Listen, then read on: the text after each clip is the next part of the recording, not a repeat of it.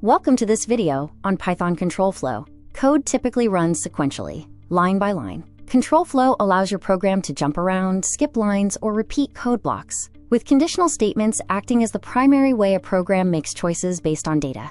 Without them, your script would perform the same task every time.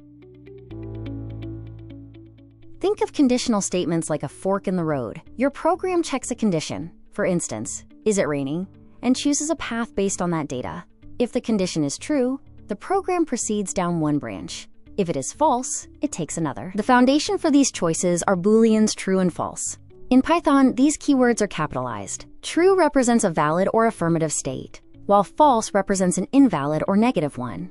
To generate these Boolean values, we use comparison operators. These tools allow us to evaluate expressions and determine if they are true or false. The equal to operator, written as 2 equals signs, checks if the values on the left and right are exactly the same. Be careful not to confuse this with the single equals sign used for assignment. The not equal to operator, written as an exclamation mark followed by an equals sign, is the exact opposite. It checks if the values on either side are different. The greater than operator checks if the value on the left is strictly larger than the one on the right. While mostly used with numbers, it can also compare strings alphabetically. Conversely, the less than operator checks if the value on the left is strictly smaller than the value on the right. When you need to include equality, use the greater than or equal to operator. This returns true if the left value is either larger than or exactly equal to the right value. Similarly, the less than or equal to operator returns true if the left side is smaller than or exactly equal to the right side. Beyond simple comparisons, we have logical operators to combine multiple conditions into a single expression. The AND operator returns true only if both sides of the expression are true. If even one side is false, the entire result is false. The OR operator is more permissive. It returns true if at least one side is true, and only evaluates to false if both sides are false. Finally, the NOT operator reverses the Boolean value.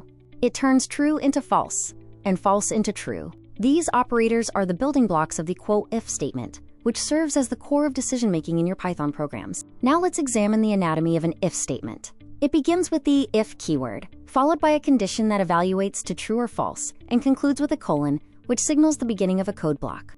A golden rule in Python is indentation. Unlike languages that use curly braces, Python uses whitespace to define blocks of code. Any code indented underneath the quote if statement is considered part of that block. Here is a simple if example.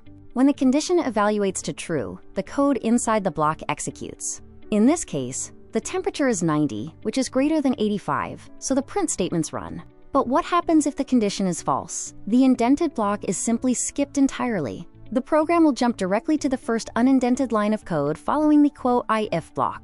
To handle the alternative path when a condition is false, we use the else statement.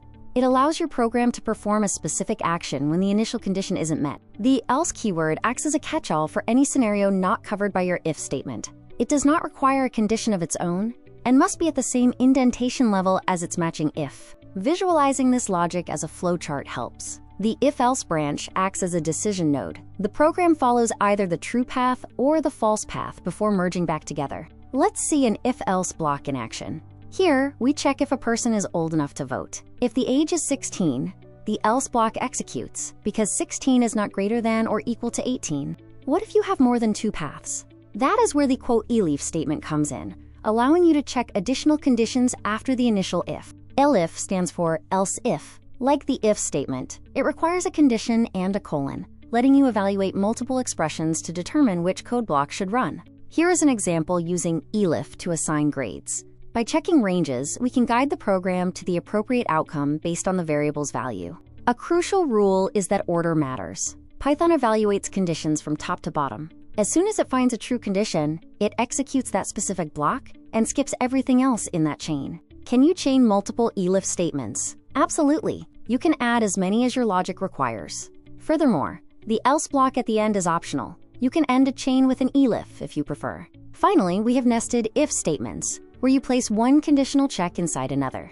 This allows for more complex decision-making based on layered criteria. Nesting requires an extra level of indentation for the inner block.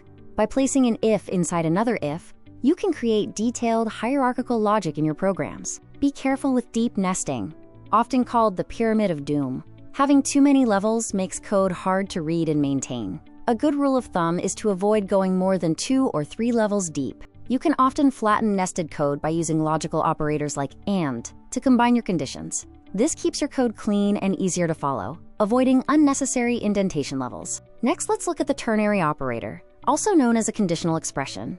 It is a powerful way to write simple, one-line if-else statements for quick variable assignments. The syntax is straightforward. Return the value if true, followed by the condition, an else, and finally the value if false. It is perfect for assigning values based on a simple condition. Here is a comparison. On the left, a standard 4-line if-else block. On the right, the same logic written as a clean, single-line ternary expression. It achieves the exact same result with less clutter. Sometimes, you may need a placeholder for code you intend to write later. That is where the pass statement comes in. In Python, an if block cannot be left empty. Doing so will cause an indentation error.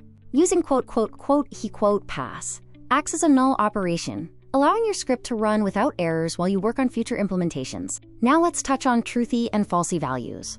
Python allows you to test any object directly for its truth value, so you don't always need to compare explicitly against true. Certain values are considered falsy, including false, none, zero, or empty sequences and dictionaries.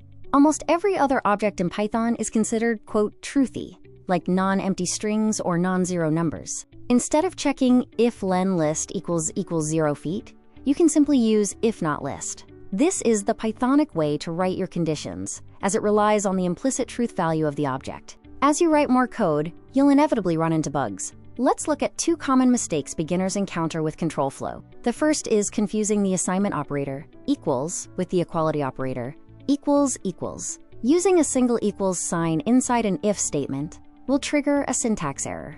Another frequent error is forgetting the colon after an if, elif, or else statement. Python requires that colon to properly signal the start of the indented block. A great practice to improve readability is using guard clauses. By handling errors early and returning, you can avoid deep nesting for the rest of your main logic. In real-world scenarios like user authentication, guard clauses shine. By returning early for invalid inputs, you keep the access granted path clean and easy to read. Thank you for watching.